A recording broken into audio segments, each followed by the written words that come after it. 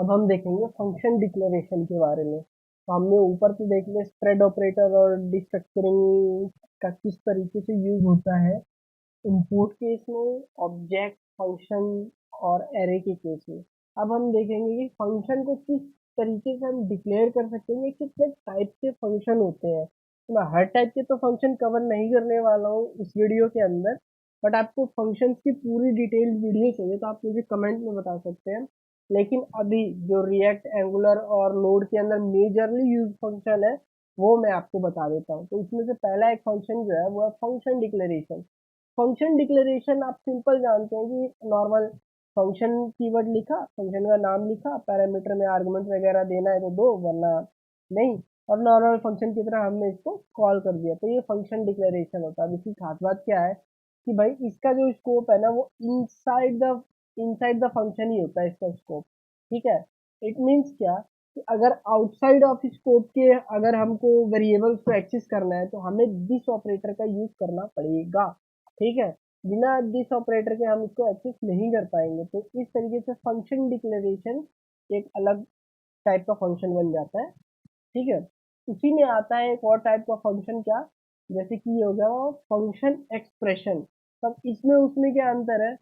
ज़्यादा कुछ अंतर नहीं है इसमें, हमारा बस डायरेक्ट एक फंक्शन क्रिएट कर देते हैं with the help of function name और कुछ नहीं।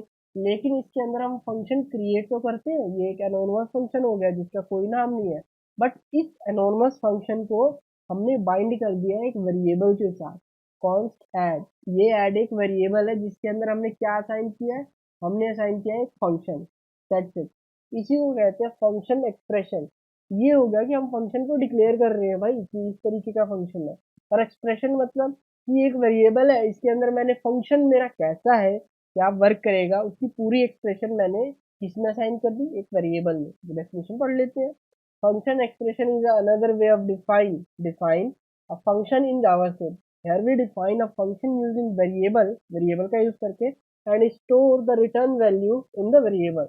इट मीन्स कि अगर मुझे कोई वैल्यू रिटर्न करनी है, फॉर एग्जाम्पल मैं रिटर्न करना चाहता हूँ ए प्लस बी, क्या हो जाएगा, ठीक है। तो ए प्लस बी मैं रिटर्न करना चाहता हूँ तो ये एक वेरिएबल में स्टोर हो जाता है। ठीक है। और कुछ नहीं, ये हमारा फंक्शन डिक्लेरेशन हो गया। ठीक है, फंक्शन एक्सप्रेशन हो गया, ये फंक्शन डिक्लेरेशन है। तो दोनों को एक बार रन करके दिखा दो, पहले इसको कमेंट कर दो, दोनों ऐड ऐड है। ठीक है। तो अब मैं इसको एक बार फंक्शन डिक्लेरेशन को रन करके दिखाता हूँ। तो ये कुछ बता रहा है कि एरर है। ठीक है, ये एरर क्या है एक बार देख लेते हैं। और फिर से रन करता हूँ। तो ये बता रहा है लाइन नंबर 4 में क्या एरर है भाई? ये वजह हो गया, ये किसी टेम्परेरी वेरिएबल की वजह से कुछ एरर आ रहा होगा। लेकिन अभी ये अच्छे से रन हो चुका है। ठीक है। तो ये हम साफ देख सकते हैं कि 3 आ गया हमारा। एक बार फिर से मैं क्लियर स्क्रीन करके रन करके आपको दिखा देता हूँ। ठीक है। तो अगर मैं इसको फिर से रन करूँ तो मेरा 3 आ गया है। ठीक है। इसमें कोई दिक्कत नहीं। तो ये मेरा फंक्शन डिक्लेरेशन हो गया। ठीक है। अब इसी को मैं फंक्शन एक्सप्रेशन से रन करके दिखा रहा हूँ। सेम ही कोड रन होना है और कुछ खास नहीं। तो मैं ये ऐड ऐड मेरा क्या है, एक वेरिएबल है लेकिन किस टाइप का, फंक्शन टाइप का। इसके अंदर देखो यहाँ क्या दिखा रहा है कि कॉन्स्ट एक ऐड एक वेरिएबल है जिसमें असाइन हुआ है क्या, फंक्शन, जिसमें ए और बी आर्गुमेंट जा रहा है। ए क्या है, एनी टाइप, क्योंकि मैंने इसमें अभी डिफाइन नहीं किया कि ये मेरा किस टाइप का डेटा टाइप है, तो बाय डिफॉल्ट एनी ले लिया। ठीक है। तो वो टाइप स्क्रिप्ट वाली बात है, अभी देख लेते हैं। उसमें दे दिया 4 and 3 and 4। ठीक है। तो रन करता हूँ। अब रन करके ये मुझे कुछ रिटर्न भी करेगा। तो ये रिटर्न के लिए मैं एक वेरिएबल बना देता हूँ रिजल्ट नाम से, या आर एस करके। ठीक है। उसको console dot log R S कर देता हूँ। तो ये रिटर्न भी कर रहा है और अंदर कंसोल भी करेगा ये। ठीक है। तो एक कॉमा करके इसमें लिख देता हूँ इनर। ठीक है कि ये इनर पार्ट है, ये आउटर वाला नहीं, ये इनर वाला था। ठीक है। इसको रन किया मैंने तो इनर वाला भी कोड रन हो गया 7, और हमें आउटपुट में भी 7 मिल गया, क्योंकि हमें वेरिएबल रिटर्न कर रहा है। तो फंक्शन एक्सप्रेशन और डिक्लेरेशन में कुछ खास अंतर नहीं है। ठीक है। मेन अंतर आता है एरो फंक्शन के अंदर। अब ये एरो फंक्शन क्या होता है, ठीक है। तो एरो फंक्शन में क्या होता है कि इसमें ये कॉम्बिने मतलब कि इसमें भी हम एक एनोनिमस फंक्शन बनाते हैं। ठीक है। उसको हम असाइन करते हैं एक वेरिएबल के अंदर, वेदर कोई फर्क नहीं पड़ता हम लेट में असाइन करें या कॉन्स्ट में असाइन करें, हम एक वेरिएबल में असाइन करते हैं, but without the help of function keyword. इतना याद रखना, without the help of function keyword. जहां पे भी फंक्शन कीवर्ड का यूज हो जाता है, स्कोप क्या हो जाता है, इनसाइड, और इनसाइड ऑफ फंक्शन स्कोप क्या रह जाता है, इनसाइड ऑफ फंक्शन। जहां भी हम फंक्शन कीवर्ड का यूज नहीं करते, डोंट यूज फंक्शन कीवर्ड, तो हमारा जो स्कोप क्या होता है, beyond. Scope is belong outside of function, यानी कि इसमें हमको दिस ऑपरेटर यूज करने की जरूरत नहीं पड़ती। ठीक है, तो इसका एग्जांपल अभी हम नीचे भी देख लेंगे। ठीक है, तो इसमें हमें दिस ऑपरेटर यूज करने की जरूरत नहीं है, इसमें दिस ऑपरेटर काम ही नहीं करता है। क्यों? क्योंकि इसका स्कोप क्या है, सिर्फ अंदर नहीं है, इसका स्कोप बाहर भी है। तो जब आप बाहर की वेरिएबल्स को एक्सेस कर ही सकते हैं, तो आप दिस ऑपरेटर का यूज करके फायदा ही क्या। आपने उसमें पढ़ा होगा दिस ऑपरेटर क्या होता है। ठीक है, तो सबसे पहले ये फंक्शन है, इसे रन करके मैं दिखा देता हूँ, ये भी बिल्कुल वैसे ही रन होगा। ऐड, ऐड में क्या है भाई, ऐड में इसे कंसोल भी कर लेता हूँ साथ के साथ, कंसोल डॉट लॉग, भाई ये मेरा कंसोल कर दो, मैं कर रहा हूँ 1 and 3 पास। ऐड, ये मेरा फंक्शन हो गया, मैं पास कर रहा हूँ 1 and 3, और जो भी आउटपुट होगा ये कंसोल कर देगा। ठीक है, इतना तो आपको पता ही है। तो अगर मैं इसे रन करूँ तो ये 1 and 3 4 आ गया मेरा आउटपुट एज एक्सपेक्टेड। ठीक है, तो उसी तरीके से अगर मैं इस फंक्शन को रन करूँ, स्क्वायर नंबर को, ठीक है, और इसमें मैं पास कर देता हूँ भाई 3, 3 का स्क्वायर मुझे बता दो एज आउटपुट। ठीक है, तो इसे रन किया तो ये 9 आ गया। सेम अगर मैं इस फंक्शन को रन करूँ, ठीक है, तो मेरा ये प्रिंट हो जाएगा क्या, हाई। ठीक है, तो अब अगर मैं इसको रन करूँ तो मेरा हाई प्रिंट हो चुका है, और ये एक अनडिफाइंड डिस्प्ले आया क्योंकि मैंने फालतू में कुछ रिटर्न तो कर नहीं रहा है, और मैं कंसोल करा रहा हूँ इसको, तो अनडिफाइंड तो आएगा, तो देखिए। ठीक है, तो अब इन तीनों फंक्शन में आपको कुछ डिफरेंस जरूर दिख रहा होगा, वो है इसके आर्गुमेंट। पहले वाले फंक्शन में हमने 2 आर्गुमेंट भेजे थे, तो हमने ब्रैकेट लगाए हैं, ब्रैकेट में 2 आर्गुमेंट, अगर मुझे 3 भेजने हैं 3, 4 भेजने हैं 4। ठीक है, वो डिपेंड करता है कि आप कितने आर्गुमेंट यूज कर रहे हो एक फंक्शन में।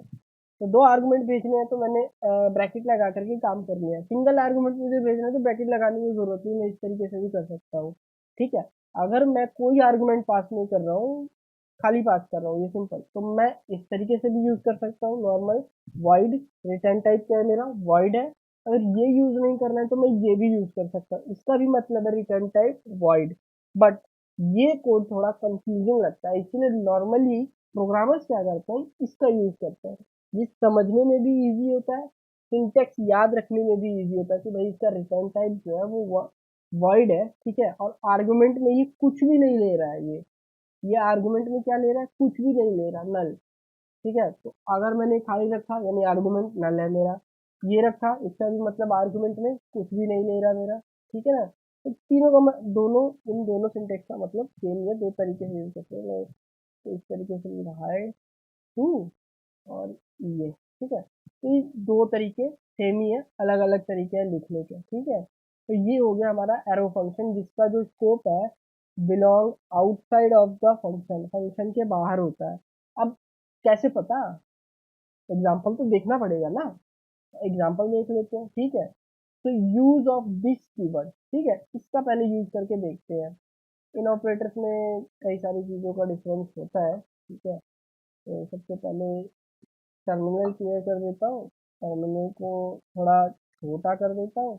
अब आपको कोड दिख रहा होगा प्रॉपर। ठीक है, अब इसे सेव करके अब इसे रन करता हूँ, पहले कोड समझा देता हूँ।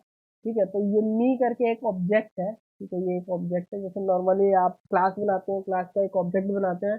जावास्क्रिप्ट में इस तरीके से भी यूज किया जा सकता है ऑब्जेक्ट। ठीक है, तो ये मैंने एक ऑब्जेक्ट बनाया, इसके अंदर एक वेरिएबल है नेम।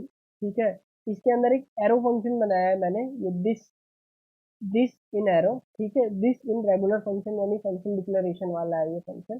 ठीक है, तो रेगुलर फंक्शन है मेरा, इसके अंदर मैंने दिस नेम का यूज किया है। ठीक है, और इसके अंदर एरो फंक्शन के अंदर दिस नेम का यूज किया है। बट इसके अंदर मेरा क्या है, बाइंडिंग होगी ही नहीं, देखो कुछ बता ही नहीं पा रहा है नहीं, लेकिन इसमें चेक कर रहा हूँ, ये देखो बता रहा है नेम आशी। ठीक है, तो नॉर्मल फंक्शन के अंदर दिस कीवर्ड वर्क करता है, एरो फंक्शन के अंदर नहीं वर्क करता। ठीक है, नो दिस बाइंडिंग हियर, एक बार रन करके भी देख लेते हैं भाई आउटपुट क्या आता है। ठीक है, तो रन किया तो एरो वाले के अंदर क्या आ रहा है, माई नेम इज अनडिफाइंड, यानी कि भाई मुझे पता ही नेम नहीं कि नेम है क्या, अनडिफाइंड है ये नेम, ठीक है। और दूसरे वाले के अंदर my name is Ashutosh Verma, ठीक है। तो यानी इसके अंदर हम दिस कीवर्ड का यूज करके नेम वेरिएबल को एक्सेस कर सकते हैं, इसमें नहीं कर सकते। तो use of this keyword in arrow function, in regular expression, या फिर फंक्शन डिक्लेरेशन वाला फंक्शन जो है, डिफरेंस पता चल गया होगा। अब एक और डिफरेंस होता है एरो फंक्शन और फंक्शन डिक्लेरेशन के अंदर, वो क्या, डुप्लीकेट आर्गुमेंट का। अब सपोज करो मैंने एक फंक्शन बनाया, ठीक है, हेलो नाम से, ठीक है, मैं इसे कॉल कर देता हूँ हेलो, ठीक है। हेलो के अंदर मैंने पास किया 1, 2, ठीक है, सेव किया, रन, ठीक है, क्लियर किया। तो अब ये दो डुप्लीकेट वेरिएबल हो गए, एक्स एंड एक्स, पहला वेरिएबल भी एक्स, दूसरा वेरिएबल भी एक्स। अब अगर मैं इसको रन करके ट्राई करता हूँ, मैंने रन किया तो ये देख लो भाई, दूसरा वेरिएबल क्या है मेरा, एक्स है। तो अभी ये क्या हुआ कोड, अभी मैं इसको आपको अच्छे से एक्सप्लेन करता हूँ, ठीक है। तो दोनों वेरिएबल मेरे सेम है, करेक्ट। तो पहला आर्गुमेंट जब गया तो इस एक्स के अंदर क्या आ गया, 1 असाइन हो गया, ठीक है। जब दूसरा आर्गुमेंट गया तो इस एक्स के अंदर क्या असाइन हो गया, 2 असाइन हो गया। तो अब एक तरीके से देखा जाए तो वेरिएबल तो एक्स ही है, ठीक है, लेकिन वैल्यू दो है हमारे पास। तो वैल्यू कौन सी शो होनी चाहिए, सबसे लास्ट वाली वैल्यू शो होनी चाहिए, कौन सी, लास्ट वाली जो लास्ट में एग्जीक्यूट हुई है। और लास्ट में हमारी कौन सी वैल्यू एग्जीक्यूट हुई है, एक्स असाइन 2। तो दोनों के अंदर हमें क्या शो होगा, 2, 2। सिंपल सी बात है भाई, 2, 2 शो हो गया। अगर इसे मैं इसको 3 कर दूं या 4 कर देता हूँ, ठीक है। तो अब आप ये वाला कोड तो आप समझ गए कि x इक्वल टू 1, इसे कमेंट कर देता हूँ, हटा देता हूँ, ठीक है। इसे सेव किया, इसे रन किया, तो ये देखो 4, 4 आ गया। लेकिन कमाल की बात ये है कि डुप्लीकेट आर्गुमेंट देने के बाद भी इसने एरर नहीं दिया, तो ये एग्जीक्यूट हो गया, एरर नहीं दिया ये, ठीक है। तो ये डुप्लीकेट आर्गुमेंट इन फंक्शन डिक्लेरेशन, ठीक है। अब इसको कमेंट करके मैं एक बार इसे भी कमेंट कर देता हूँ, एरो फंक्शन वाले में यूज करता हूँ एक्स एंड एक्स। तो अभी आप देखेंगे यहाँ पे कोई रेड कलर का एरर नहीं दिख रहा है। जब मैं इसको कंपाइल करूंगा यानी रन करूंगा, तब आप देखना, इसे क्लियर कर देता हूँ मैं, ठीक है, स्क्रीन भी थोड़ी टर्मिनल ऊपर कर देता हूँ, ठीक है। अब इसको रन करता हूँ मैं, ये एरर आ गया, देखो, x, क्या बोल रहा है, duplicate parameter name not allowed in this context, यानी एरो फंक्शन के अंदर हम डुप्लीकेट आर्गुमेंट का यूज नहीं कर सकते। तो ये बड़ा कमाल का डिफरेंस है, ठीक है, इसे याद रखना। ये छोटे छोटे डिफरेंस है ना जो डेवलपर्स को मतलब एक्यूरेट बनाते हैं, प्रोग्राम डेवलपर्स का। तो ये 3 टाइप के फंक्शंस अभी हमने पढ़े, कौन कौन से फंक्शंस पढ़े हमने, फंक्शन डेफिनेशन, एक मिनट ऊपर कर दो, हाँ, फंक्शन डिक्लेरेशन, फंक्शन एक्सप्रेशन जिसमें हम वेरिएबल के अंदर असाइन कर देते हैं, लेट कॉन्स्ट फर्क नहीं पड़ता, लेकिन लेट और कॉन्स्ट ही यूज करना चाहिए, वैर नहीं, ठीक है। एरो फंक्शन जिसमें हम एरो फंक्शन का यूज करते हैं विदाउट फंक्शन कीवर्ड, जिसका स्कोप क्या होता है, आउटसाइड होता है फंक्शन के, ठीक है। इसके अंदर दो डिफरेंस आते हैं कि भाई दिस दिस कीवर्ड का यूज और डुप्लीकेट इन आर्गुमेंट, दो डिफरेंस है आर्गुमेंट और नॉर्मल वाले फंक्शन के अंदर, ठीक है।